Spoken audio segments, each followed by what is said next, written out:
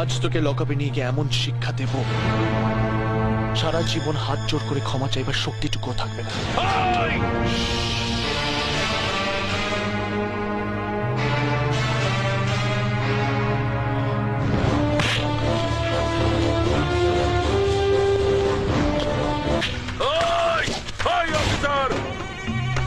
তুমি নতুন অফিসার হয়েছো তাই বোধহয় আমাকে চেনো না।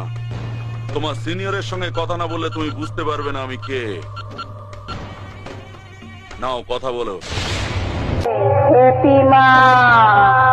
এই যে মিস্টার পুলিশ অফিসার, পারলি সালা আমাকে আটকে রাখতে।